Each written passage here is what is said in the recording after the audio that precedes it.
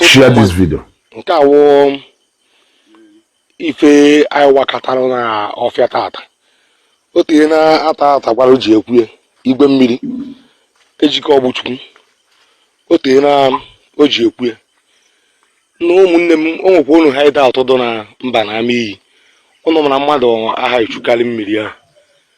Na otu aka awakalụ nke maka ata complain gidogo ekwu na complain ya ma ọtụtụ mmadụ. Ghọtago? So nya ka anyị gbadatara n'ụtụtụ a. Ụgbọataruo ebe a ife anyị fụrụ ebe awụ ụmụ dimkpa ịtọ or more than 3 ha gba ọsọ and ha nwere ebe ha jekwa abụbu ji ha bụ ji ahụ wee gba ọsọ.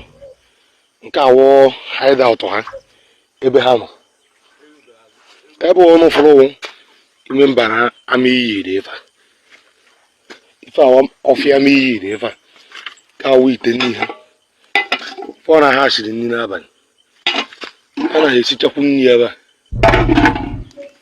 ewu ha makwere ata na complain ya si na ha na-elele enwe elu. Ghọtago? Na-eso akwa o nwere onye ọ na-akpọ afa o nwere nwa Nnewi a na-akpọ Toles yori Ifeanyị yori nwa Nnewi o sokwu ubi ije ọ na nya bikwu n'ọfịa ebe ebi o tere na-ata complain wa bitterly for the boy. Gasịa ngwongwo ha niile ebe ebite n'ebe aka mmadụ amụghọdụ ata na complain na-eso akụrụngwa ha na furu ife ndị a nwegasịrị furu ya ịkpanụ unu wofu ife anyị nwegoro n'ọkpụ na eze ọ na-eme mmadụ na-ekwu okwu oge ụfọdụ adị ege ya ntị ata akwụ n'ọkpọ na many peoples maka ife na-eme ebe n'ọkpọ na many peoples maka ife na-eme ebe na o nweghị onye ọ na-ekwucha ya na o nwere kịta ejizi m aka m kpalata na-elegodo efe o mewu na onwere na ha enwekwuo n'ego mmadụ agha ama. So our central table chairman ọkụ for ife dọ na mgbada ebe a. Okay, this is a call for all the security agencies in Nnewi, ndị udo gashi, and the police.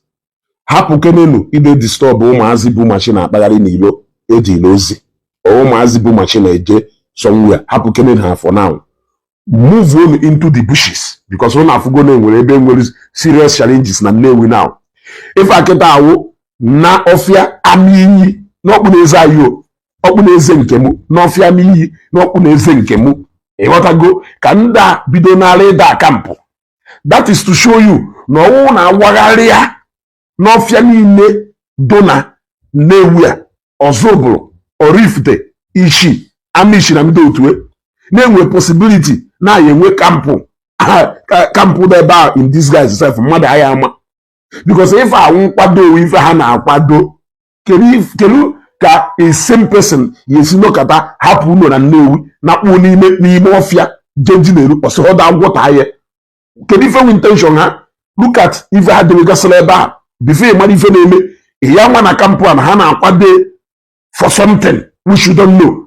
Ndị awụgodo people bịara ịmụ isi onye luo nya kpọrọ nwa etinye na shell na Nnewi o onye luo nya kpọrọ nwa etinye na shell na Nnewi because Nnewi ya tolerate this kind of nonsense and I'm being honest with it. So this is a call for Honorable Echezona the mayor, Honorable Augustine Ike, the member representing Nnewi North, Honorable Judo Sumuo PG Nzukora Nnewi, Honorable Innocent Okori, organizer oil and gas PG Uruago. This is a call for all of you executives to move into action. But on the security, can come the whole bushes needed do na Nnewi, the whole bushes needed do na Nnewi, in collaboration with those people who are neighboring towns to Nnewi. Can come the whole mafia do around the Nnewi North and the Nnewi South. Can do show na our bushes. secured. Because imagine those people. The other time, I was almost preparing to go down to Ami. Jekwa sightseeing n'oke na ngala ebe a. Imagine na ịgbadala ebe a nọrọ ebe a wuru phone dị expensive or ife a na-achọ ka iseta nation and all this. Ndị esi n'ime ọfịa wee wakapụta dimkpa ịtọ ahụ gbara ọsọ ka ekisi wee maa na ọsọ ha ịtọ na ebe a. Ọsọ ha ịtọ kwasara ife niile a n'ebe a. This is almost a full blown camp. Ọsọ ha ebudata alụsị, ọsọ ebudata ngwa ọgụ, and ebudata ha ngwa ọgụ ha dominate ha bushisi do ka ama iyi ahụ. Ịma na mmadụ ịgbada na that very ije nweta ha dị very difficult. So this is the right direction ka Chineke just gosi mụ na kịta. Let us take control of our bushes now before these people are conquer ime ọfịa ịghọtago, especially ọfịa mmiri a, especially ọfịa mmiri a. Ndị security a na-anakọsị ndị bụ machine ego. This is time for you people to move into our bushes. Also na afugo no n'ime ọfịa ba webe nke wife na-eme kịta. Afọ n'ife a sane human being ya ejiro kata hapụ unu ba ọfịa. Mmadụ na-ebi n'ọfịa o wee wụrụ ọfịa mmiri ịsọda agwọ taa ebe a ma ofufe mee ebe a.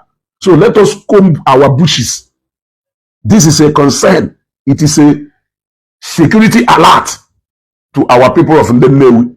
We may decide to treat this one as not just because not being proactive by our executives in various places and levels.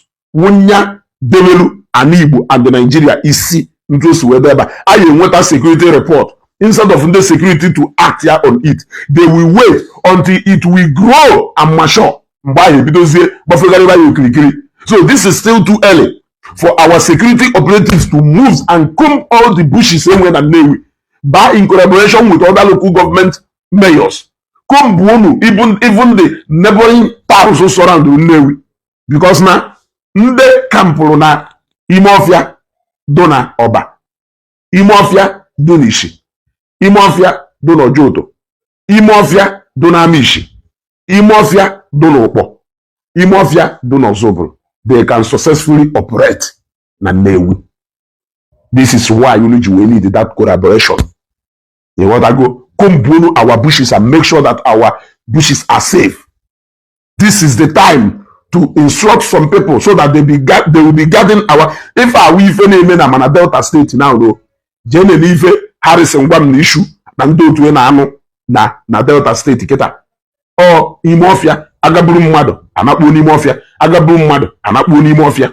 Ịghọtago ha na ha achọ ka ha bidowe na Nnewi. Ịghọtago ha na ha achọ ka ebidowe na Nnewi. The time is now. I am calling on share this video. Ịghọtago tag ya no Relations na Nazodo, the mayor of Nnewi North. Tag ya no all the names of these people mentioned. Nduru ago tag ya no Honorable Innocent Okori, organizer oil and gas, the PG of Uruago. Tag ya no the chief security commander Uruago. Yes, if this is commendable that the moment okay I'm without the tip of, because from even without from this video if we know with somebody na equifacincy if we never enjoy na well na can even map the way our people see are reacting when they get a pre-information or a security tip-off. You are supposed to act immediately. Manano na mmadụ na-ekwu ife asinsi disregard onye na-ekwu enegala onye na-ekwu ya anya. Ịghọtago ejike ọsọ o nwere onye asị na onye ahụ na-ekwu esinsi enegala ya anya. Now before they could act only go to this level. Imagine if they did not act at this level. Do you know what the next time ono ya chọkọ ono gbada ebe a ọwụrụ ịbanta enwe ya ọwụrụ egbe versus egbe. That is why you don't joke, don't play with the media.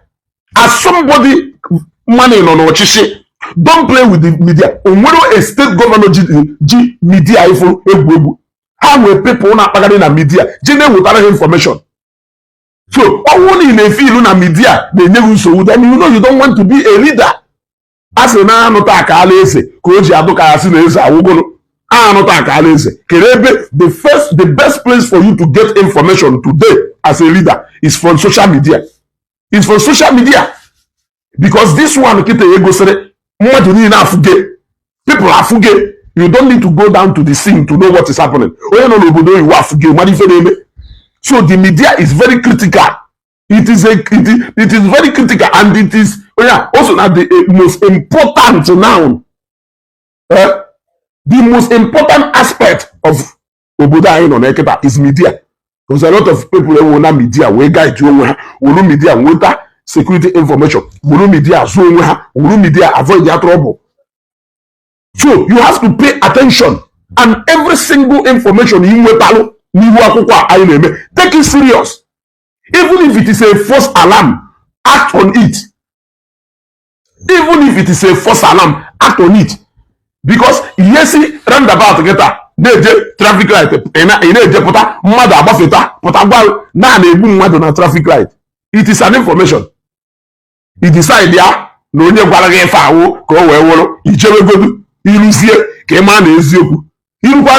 doesn't do to tell the story. Can you hear me?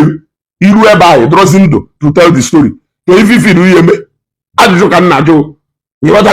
on you can say now, whether or false alarm, you will treat it with a matter of urgency, seriousness. Yes. Or no false alarm, you have nothing to lose. Or no a real information, you have avoided a lot of things. So let us take care of